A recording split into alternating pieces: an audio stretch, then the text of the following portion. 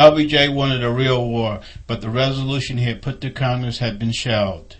What I want is somebody that can lay up some plans to trap these guys and whoop hell out of them, kill some of them. That's what I want to do. I'll try and bring something back that will meet that objective. After what he called an unprovoked attack, he got his resolution. Congressional leaders of both parties supported the Gulf of Tonkin resolution.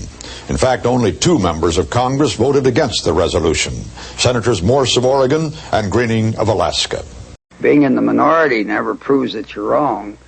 In fact, history is going to record that Senator Greening and I voted in the interest of the American people this morning when we voted against this resolution. And I'd have the American people remember what this resolution really is. It's a resolution which seeks to give the President of the United States the power to make war without a declaration of war.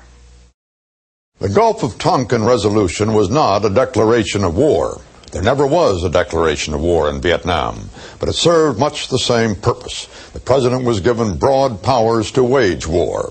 But what the Congress did not know, what the country did not know, is that the second attack in the Gulf of Tonkin may never have happened. We now know beyond any reasonable doubt that it did not happen. If one telegram, which we later found from Commander Herrick of the Maddox, had been made available to the committee at that time, I'm quite sure they would have had long hearings, gone into it thoroughly, and if they'd been able to discover the facts as they actually were, I don't believe it'd passed the resolution, because it was based upon absolutely false, erroneous information.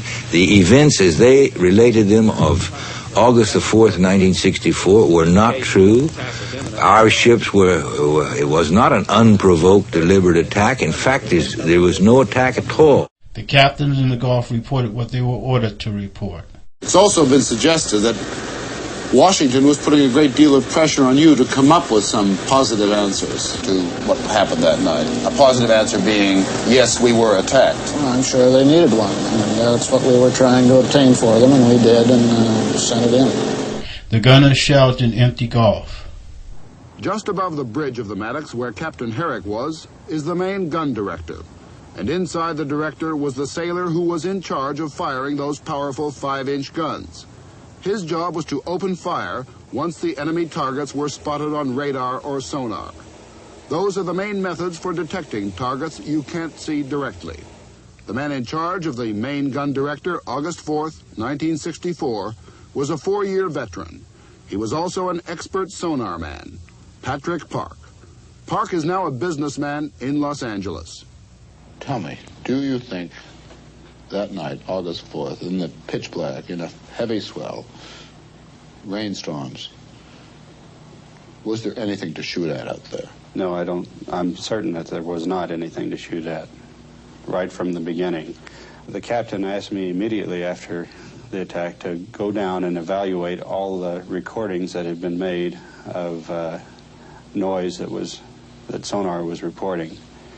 And I kept myself pretty busy for the next 3 days, really, trying to evaluate these things and determine if we had heard anything that might have been even a question mark, that it might have been a torpedo or anything else in the water not related to the 2 ships or noise of either one of them. And what was your evaluation?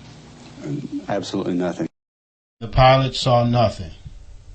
Before James Bond Stockdale became a North Vietnamese prisoner of war or Ross Perot's running mate, he was flying air cover over the destroyers at the time of the alleged second attack.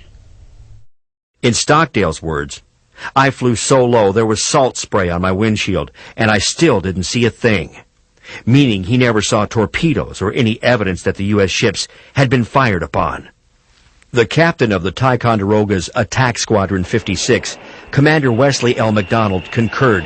He didn't see anything that night, except the Maddox and the Turner Joy. After this flight, he and those in his command met behind closed doors, and each wrote accounts of what they did and did not see. Stockdale then locked these reports in his safe. The next morning, Commander James Stockdale was ordered to lead the first U.S. airstrike on North Vietnam. I personally am convinced In my own mind, that no attack took place on the 4th. But, of course, it's impossible, really, in a way, for me to prove a negative. I'll put it this way. They most certainly did not prove the affirmative case that there was an attack. No second attack.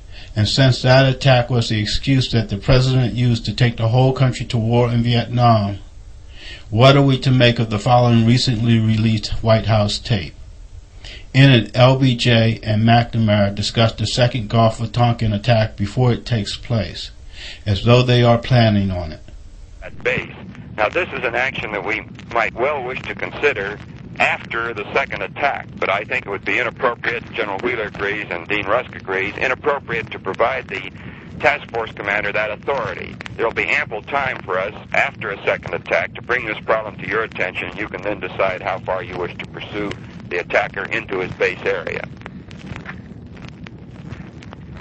But I wish we could have something that we've already picked out and just hit about 3 of them damn quick right after. We will have that, and I talked to Mac Bundy a moment ago and told him that I thought that was the most important subject we should consider today, and be prepared to recommend to you a response, a retaliation move against North Vietnam in the event this attack takes place within the next 6 to 9 hours. And now we better do that at lunch. There's some things I don't want to go in with these other. I want to keep this as close as I can. So let's just try to keep it to the 2 or 3. I will be prepared to do so at lunch. Nếu quân Mỹ On the night of August 4th, the United States made public the so-called Gulf of Tonkin incident. But the story was a fabrication created by the U.S. National Security Council. Even as the National Security Council met, American aircraft were being sent to destroy several areas of our country. In reality, the second Gulf of Tonkin incident never happened. The whole basis of this war was a fraud and a lie perpetrated at the highest levels of our government. Remember that as we survey the damage that was done to ourselves and especially to Vietnam.